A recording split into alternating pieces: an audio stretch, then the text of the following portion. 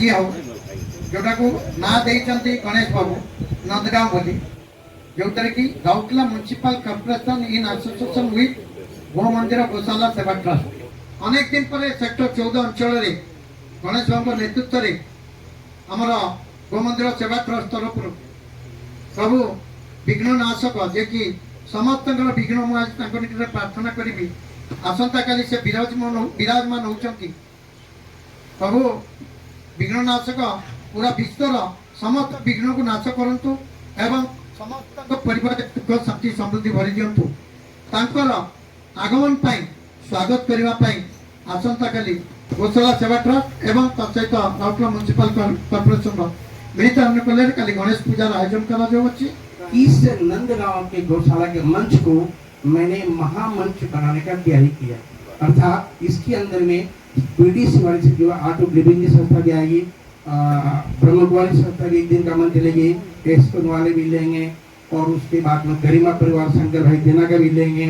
और कई अन्य लोग इसकी विवरणी अपनी मिली की देंगे। मैं तो सिर्फ इतना ही कहूँगा कि पूरे राउरकेला के सभी मंचों को जोड़ कर एक महामंच बनने का प्रयास कर रहा हूँ। आपस में हमारे प्रतिद्वंदिता नहीं रहने की, जो भी भविष्य में मांगेगा उनको एक दिन का कार्यक्रम देंगे। तो इस बार की जिसको हमने बोला वो लोग आ रहे हैं। 7 तारीख को गणपति पूजा है तो वो हम यहाँ नंद उत्सव नंदगांव में मनाएंगे। इस बार काफी बगलिया जी को तो काफी उत्साह हो रखा है ये करना है। पूजा का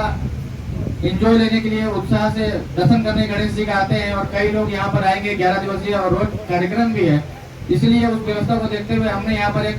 पेड स्टॉल भी बनाया है जिसमें सभी मिठाइयाँ 56 भोग जिसका नाम है पेड स्टॉल का, जिसमें हम नमकीन मिठाई बच्चों के लिए कुछ आइटम ऐसा पेड स्टॉल एक रिजनेबल प्राइस में हम वो मुहैया कराएंगे जिससे जो भी यहाँ पर दर्शन के लिए आए उनको कुछ खाने पीने में दिक्कत ना हो। काली गणेश पूजा अच्छी काली संध्या रे हमें स्टार्ट करूचु सुंदरकांड पाठ काली रे हमर फर्स्ट प्रोग्राम सुंदरकांड पाठ अच्छी तापर 8 तारीख 9 तारीख पुल्लिन सर जे कि राउरकेला रे जने विशिष्ट संगीतज्ञ तांको सहित हमर 2 दिन प्रोग्राम अच्छी 8 तारीख 9 तारीख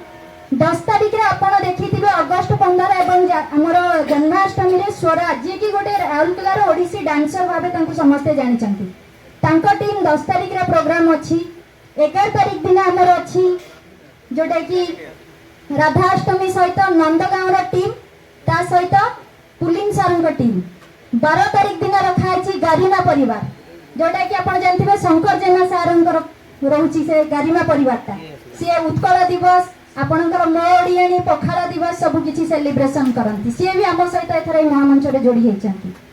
13 तारीख रे अछि हमर गोटी पुओ जोटा कि पुरी रो फेमस गोटी पुओ सहित आपणकर अछि घोड़ा नाच 2टा प्रोग्राम हमें 13 तारीख दिन फाइनल करछु। 14 तारीख दिन हमर अछि आर्ट ऑफ लिविंग रो माने भजन संध्या श्री बीडीसी वाले तांकर अछि 15 तारीख रे अछि ब्रह्म कुमारींकर से आम मंच रे तांकर जहाँ भी प्रोग्राम रही से आम मंच रे शो करिवे। 16 तारीख दिन अछि हमरा जे आस्थिले सूरदास दिव्य सुंदर परिडा तांकर प्रोग्राम अछि से तांकर टीम लेके आछंती। 17 तारीख दिन संगीत सुरधारा सेटा गोटे माने पुलिन सारंगर अछि किंतु तांको कहबा कथा सेटा गोटे माने लास्ट जेहेतु हमर विश्वकर्मा पूजा अछि गृहस्थी परिवार रे विश्वकर्मा पूजा हमें सेठी मनेइबु आ हमर से दिन एठी लास्ट कार्यक्रम हमें रखिछु।